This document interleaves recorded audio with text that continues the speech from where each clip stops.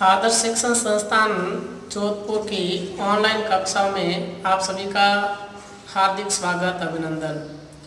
आज हम 9वीं कक्षा का विषय संस्कृत, इसका द्वितीय पाठ स्वर्ण काक, इसका हम प्रथम भाग का अध्ययन करेंगे। स्वर्ण काक यानी सोने का कौवा। ये एक कथा है और ये विशेषकर कथा ब्रह्मदेश की कथा है। और ये जो कथा का लेखक है श्री पदम शास्त्री, उन्होंने विश्व कथा शतकम नामक एक ग्रंथ लिखा, उनमें से इन्होंने संकलित करके लिखा है। प्रस्तुत पाठ श्री पदम शास्त्री द्वारा रचित विश्व कथा शतकम नामक कथा संग्रह से लिया गया है। और यह प्रस्तुत जो पाठ है यह श्री पदम शास्त्री द्वारा रचित विश्व कथा शतकम ऐसे कथा का संग्रह है, उनमें से ये लिया गया है, जिसमें विभिन्न देशों की 100 लोक कथाओं का संग्रह है। और इस विश्व कथा शतकम में 100 देशों की कम से कम 100 कथाओं का संग्रह किया हुआ है। यह ब्रह्मा देश की एक श्रेष्ठ कथा है। और ये जो स्वर्ण काक जो कथा है यह ब्रह्मा देश की कथा का वर्णन है। और यह ब्रह्म देश की सबसे अच्छी कथा है, जिसमें लोभ और उसके दुष्परिणामों के साथ साथ त्याग और उसके सुपरिणाम का वर्णन एक सुनहले पंखों वाले कवि के माध्यम से किया गया है। और इस कथा के माध्यम से लोभ यानी लालच करने वालों का और उस लालच का दुष्परिणाम क्या होता है इसके बारे में, और इसके साथ साथ त्याग करने वालों का और उसका अच्छा परिणाम क्या होता है, इन दोनों विश्लेषणों का इस कथा में वर्णन किया गया है।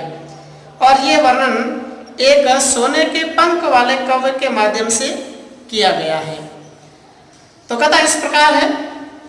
पुरा कस्मिंश्चित् ग्रामे एका निर्धना वृद्धा स्त्री न्यवसत्, तस्याश्च एका दुहिता विनम्रा मनोहारा च आसीत्। एकदा माता स्थाल्यां तण्डुलान् निक्षिप्य पुत्रीमादिदेश सूर्यतपे तण्डुलान् खगेभ्यो रक्ष। किञ्चित् कालानन्तरम् एको विचित्रः काकः समूढे तामुपजगाम। पुरा कस्मिंश्चित् ग्रामे, पूरे यानी प्राचीन समय में पहले, कस्मिंश्चित् ग्रामे एक किसी गांव में, एका निर्धना वृद्धा स्त्री न्यवसत्, एक निर्धना यानी गरीब, वृद्धा यानी बुढ़ी महिला, वृद्धा स्त्री रहती थी। अर्थात पुराने समय में किसी गांव में एक निर्धन वृद्धा स्त्री रहती थी। तस्याश्चैका, तस्या यानी उसके, चैका चौधन एका, दीर्घ संधि है, चौधन एका यानी, और उसकी एक दुहिता, दुहिता अर्थात पुत्री, विनम्र मनोहरा च आसीत्, और उसकी पुत्री विनम्र यानी सरल स्वभाव वाली, मनोहरा च आसीत्, मनोहरा यानी अच्छी लगने वाली, मन को आकर्षित करने वाली, मनोहरा यानी सुंदर दिखने वाली, अर्थात उसकी एक सरल स्वभाव की और सुंदर पुत्री थी। एकदा माता स्थाल्यां, एक बार उस पुत्री की माता ने तंडुला निक्षिप्य, स्थाल्यां यानी थाली में, तंडुला यानी चावलों को निक्षिप्य करता था, रख करके पुत्रीमादिदेश, पुत्री को आदेश दिया। उसकी माता ने एक बार थाली में चावल रख करके पुत्री को आदेश दिया। सूर्य तपे तंडुलान् खगेभ्यो रक्ष, सूर्य तपे, सूर्य की धूप में, तंडुलान् यानी चावलों को, खगेभ्यो रक्ष यानी पक्षियों से रक्षा करो। थाली में चावल डाले और पुत्री को कहा इसको धूप में रखिए, और रख करके कहा कि इस पक्षियों से रक्षा करना, कोई खाने जाए। किंचित कालानंतरम एको विचित्र काकः, कुछ समय पश्चात कालानंतरम, कालान समय के बाद, कुछ समय के बाद एको विचित्र काकः, वहां पर एक विचित्र यानी अनोखा कौवा समुद्र तामुक जगह उड़ करके उसके पास आया, अर्थात उस पुत्री के पास आया। नैतादृशः स्वर्ण पक्षो रजत चंचु स्वर्ण काकस्तया पूर्वं दृष्टः तम तंडुलान खादन्तं हसन्तं च विलोक्य बालिका रोदितुम् आरब्धा तम निवारयन्ति सा प्रार्थयत् तंडुलान मा भक्षय मद्या माता अतीव निर्धना वर्तते। स्वर्णपक्षः काकः प्रोवाच मा शुचः सूर्योदयात् प्राकः ग्रामाद् बहिः पीपल वृक्षमनु त्वया गन्तव्यम् अहं तुभ्यं तण्डुल मूल्यं दास्यामि। प्रहर्षिता बालिका निद्रामपि न लेभे। नैतादृशा स्वर्णपक्षो, नैतादृश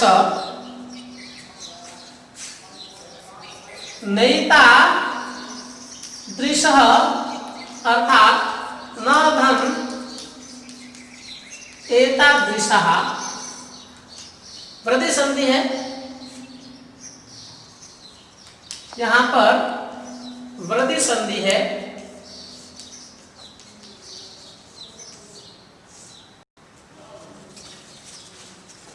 नैतादृश स्वर्ण पक्षो न धन एतादृश, न यानी नहीं, ऐसा नहीं। स्वर्ण पक्षो सोने के पंख वाला, रजत चंचु अर्थात चांदी की चोंच वाला, स्वर्ण काकस्तया पूर्वं दृष्टः सोने का कौवा, यानी उसके द्वारा दृष्टि ने देखा, न यानी नहीं देखा, अर्थात सोने के पंख वाला, चांदी की चोंच वाला सोने का, ऐसा सोने का कौवा उसके द्वारा पहले नहीं देखा। तम तंडुलान खादंतम हसंतम च, तम तंडुलान उसको, उस चावलों को, तम तंडुलान उस चावलों को खाते हुए, हसंतम और हंसते हुए, च यानी और, विलोक यानी देख करके, बालिका रोदितुम् आरब्धा, बालिका रोना प्रारंभ किया। अर्थात उस चावलों को खाते हुए, उस कौवे को खाते हुए और हंसते हुए देखकर बालिका ने रोना प्रारंभ किया। तम निवारयन्ति सा प्रार्थयत्, और उसको हटाते हुए, तम किसके लिए आया? तम स्वर्ण काकः से प्रयुक्तम, तम उस सोने के कौवे के लिए प्रयुक्त हुआ। उसको निवारयन्ति यानी उसको हटाती हुई, रोकती हुई उस बालिका ने प्रार्थना की, निवेदन किया, तंडुलान मा भक्षय, चावलों को मत खाइए। मद्या माता अतीव निर्धना वर्तते, अब चावल क्यों नहीं खाना? तो उसने कहा, मद्या माता, मेरी माता बहुत ही निर्धन है, गरीब है, और इतने ही चावल है, और ये आप चावल खा गए तो हम भोजन भी क्या करेंगे, इसलिए आप मेरे चावलों को मत खाइए। स्वर्ण पक्षः काकः प्रोवाच, और सोने का पंख वाला कौवा प्रोवाच यानी बोला या कहा, बोला, मां शुचः, मां यानी मत करिए, शुच यानी चिंता, आप चिंता मत करिए, कोई चिंतन विचार मत करिए, दुखी मत होइए। सूर्योदयात् प्रागः ग्रामाद् बहिः, सूर्य उदय से प्राग यानी पहले, ग्रामाद् बहिः, बहि शब्द से योगे पंचमी विभक्ति भवति, अर्थात सूर्य उदय से पहले गांव के बाहर, ग्रामाद् बहिः यानी गांव के बाहर, पीपल वृक्षमनु, पीपल वृक्ष के पीछे, अनु वैसे द्वितीय विभक्ति का प्रयोग होता है, इसमें अनु का होता पीछे, और नीचे भी कह सकते हैं, लेकिन यहाँ पर शाब्दिक करते हैं पीछे। तो पीपल वृक्ष के पीछे, त्वया गंतव्यम, त्वया धना गंतव्यम, तुम आ जाना चाहिए, तुम आ जावे। अहम तुभ्यम तंडुल मूल्यम दास्यामि, और मैं तुम्हें चावलों का मूल्य दे दूंगा। प्रहर्षिता बालिका निद्रामपि न लेभे, और प्रहर्षिता अत्यंत प्रसन्न बालिका ने रात्रि में नींद भी नहीं ली, अर्थात उसको नींद भी प्राप्त नहीं हुई, अर्थात वह नींद भी नहीं ले सकी कि कब सूर्य उदय होता है और कब मैं गांव के बाहर पीपल के वृक्ष के पीछे जाऊं और वो कौवे से मिलकर मेरे चावलों का मूल्य प्राप्त करूं। इस प्रसन्नता में उस बालिका को रात भर में अच्छी तरह से नींद भी नहीं आती है, कब सूर्योदय होता है और कब मैं वहां जाकर के पहुंचती हूँ। इस प्रकार यह दो अनुच्छेद के अंदर मैंने अध्ययन किया है। दोनों का शब्दार्थ देखिए इस प्रकार। शब्दार्थ लिखा है मैंने, न्यवसत रहती थी दुहिता पुत्री स्थाल्याम थाली में, स्वर्ण पक्षः सोने का पंख, रजत चंचु चांदी की चोंच, तंडुलान चावलों को, निवारयंती रोकती हुई, खगेभ्यः पक्षियों से। और इन दो अनुच्छेदों का ग्रह कार्य इस प्रकार। क्रमांक 3 है। प्रश्न क्रमांक 1, निर्धनायाः वृद्धायाः दुहिता कीदृशी आसीत्। निर्धन वृद्धा की पुत्री कैसी थी। दूसरा प्रश्न है, बालिकया पूर्वम किम न दृष्टमासीत्। बालिका ने पहले क्या नहीं देखा था। एक प्रश्न, दो प्रश्न और है आपके सामने लिख रहा हूं, वो प्रश्न भी गृह कार्य में करने हैं। प्रश्न क्रमांक 3, प्रश्न निर्माण कुरुत। प्रश्न क्रमांक 3, प्रश्न निर्माण कुरुत, और वह इस प्रकार है। तो पहले लिखे। तीसरा है, प्रश्न निर्माणम कुरुत। इसमें है पहला क, ग्रामे ग्रामे निर्धना स्त्री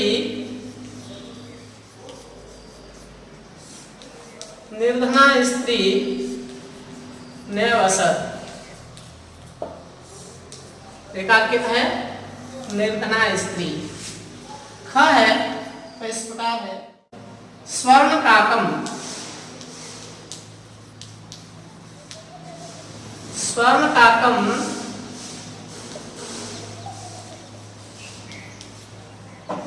निवारयन्ति बालिका प्रार्थयत।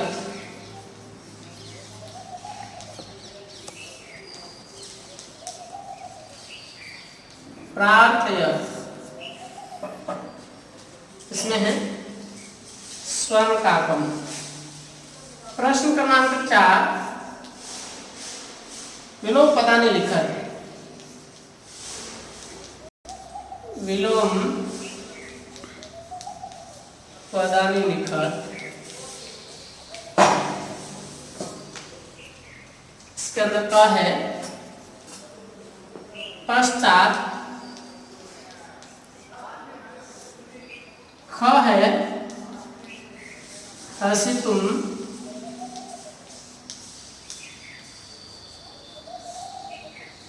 ग है अधः,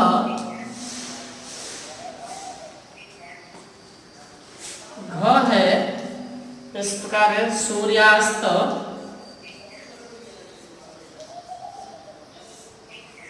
परमुग है वह सुप्त। इस प्रकार 4 प्रश्न गृह कार्य के और 2 अनुच्छेद का हमने अध्ययन किया। आज इस प्रथम भाग को हम यही समाप्त करते हैं। धन्यवाद, नमस्कार।